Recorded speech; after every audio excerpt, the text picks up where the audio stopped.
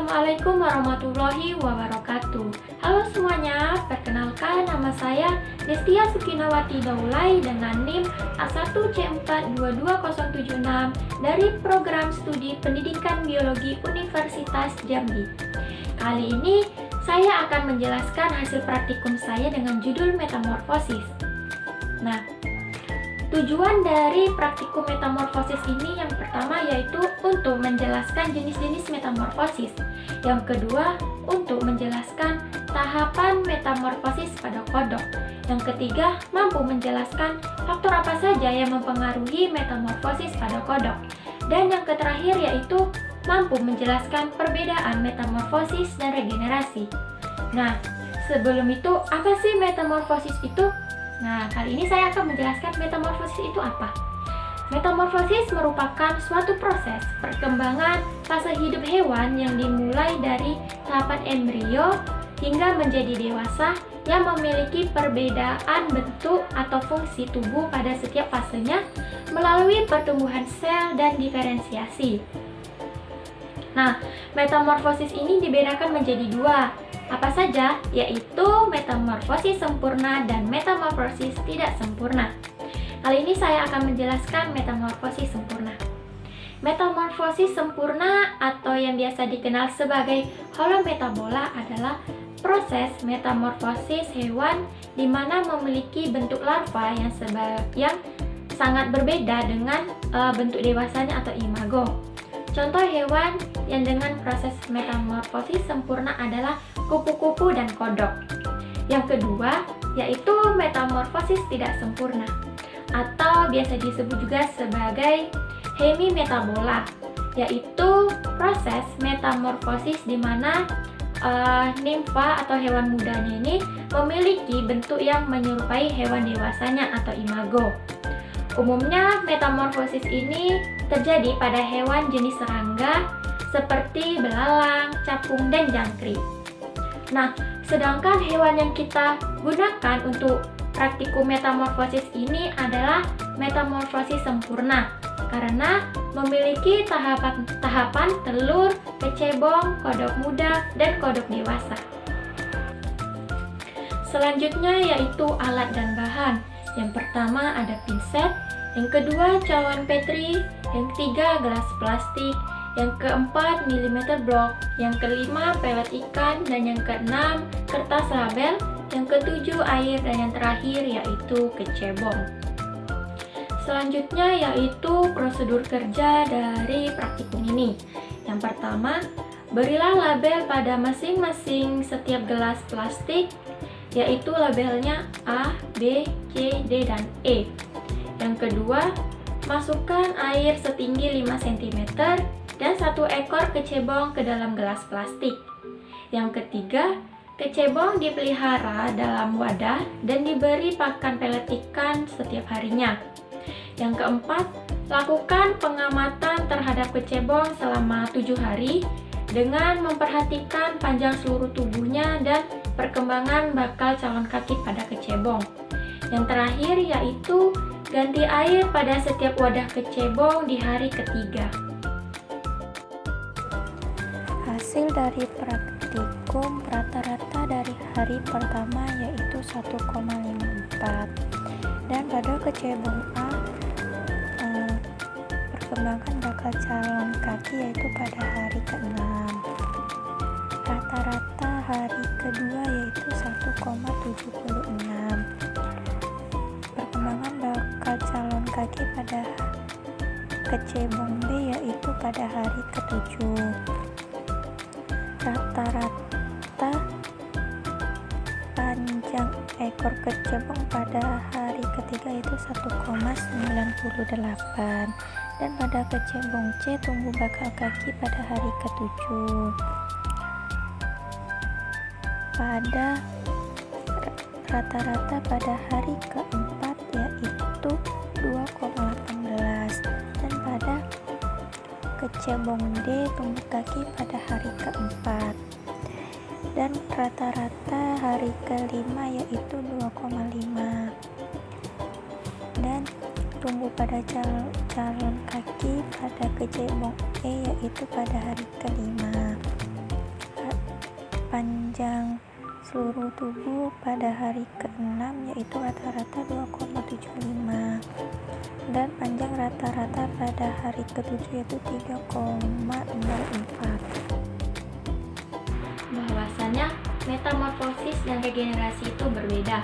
Metamorfosis merupakan proses fase hidup hewan dari tahapan embrio menjadi dewasa, memiliki bentuk atau fungsi melalui pertumbuhan sel dan diferensiasi sel.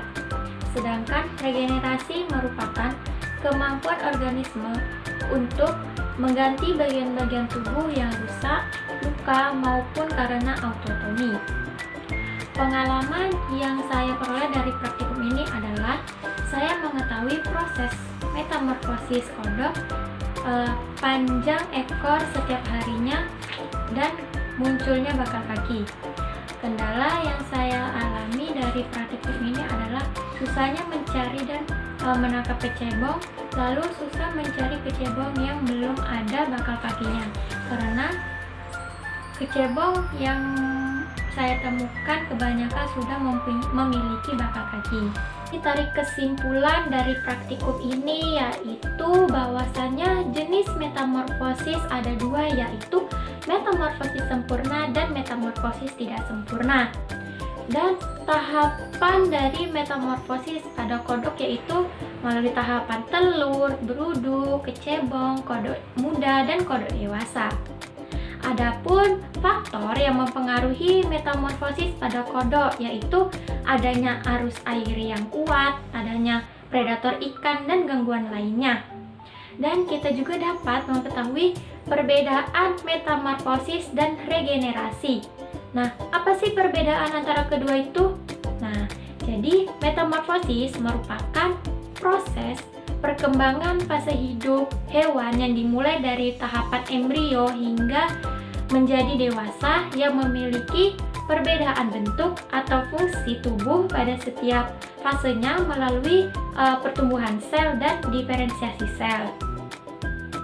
Nah, sedangkan regenerasi merupakan kemampuan organisme untuk mengganti bagian-bagian tubuh yang hilang, baik itu karena rusak, luka, maupun karena mengalami autotomi. Pengetahuan yang kita dapatkan yaitu bahwasannya metamorfosis dan regenerasi itu berbeda.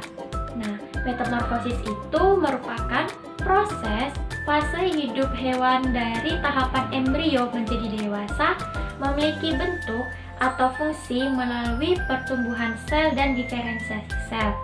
Sedangkan regenerasi merupakan kemampuan organisme untuk mengganti bagian-bagian tubuh yang rusak, luka, maupun karena autotomi. Nah, lalu ada dua faktor nih yang mempengaruhi metamorfosis, yaitu faktor internal dan faktor eksternal. Apa sih faktor internalnya ini? Nah, faktor internalnya yaitu gen dan hormon. Sedangkan faktor eksternalnya yaitu makanan atau nutrisi, air, suhu, kelembaban, oksigen, dan cahaya. Lalu proses metamorfosis pada kodok, proses yang pertama yaitu melalui telur. Ketika musim pembuahan, kodok betina akan melepaskan banyak telur di air. Kemudian kodok jantan akan membuahi telur tersebut. Proses yang kedua yaitu kecebong. Pada fase ini, kecebong yang menetas dan telur masih berkumpul di sekitar tempatnya menetas kecebong tadi, yaitu kecebong akan memakan sisa makanan dari cangkang sampai fungsi tubuhnya itu muncul untuk mencari makanan sendiri. Dalam fase ini, kecebong akan melakukan pembentukan organ insang dan mulut sampai tubuhnya terbentuk sempurna. Proses yang ketiga yaitu kodok muda. Fase ini dimulai pada minggu ke-12 ketika kecebong sudah menunjukkan perubahan fisiologis dan morfologisnya. Perubahan bentuk diantaranya yaitu insangnya hilang, ekor memendek, mulut melebar, dan paru-paru yang baru terbentuk mulai berfungsi. Proses yang keempat yaitu kodok dewasa. Fase ini mulai muncul pada minggu ke-16, di mana kodok sudah terbentuk sempurna. Kodok dewasa sudah tidak mempunyai insang dan berganti menjadi paru-paru. Kodok dewasa mempunyai kaki yang kuat dan berselaput di antara sela-sela jarinya. Selain itu, habitat kodok dewasa juga sepenuhnya berubah. Pada fase akhir ini, kodok sudah tidak lagi hidup di air. Mereka hanya akan menuju ke perairan pada saat pembuahan. Baik, itu hasil penjelasan praktikum saya tentang metamorfosis. Semoga bermanfaat, dan apabila ada kesalahan kata maupun kesalahan dalam menyampaikan informasi, saya mohon maaf. Saya akhiri. Wassalamualaikum warahmatullahi wabarakatuh.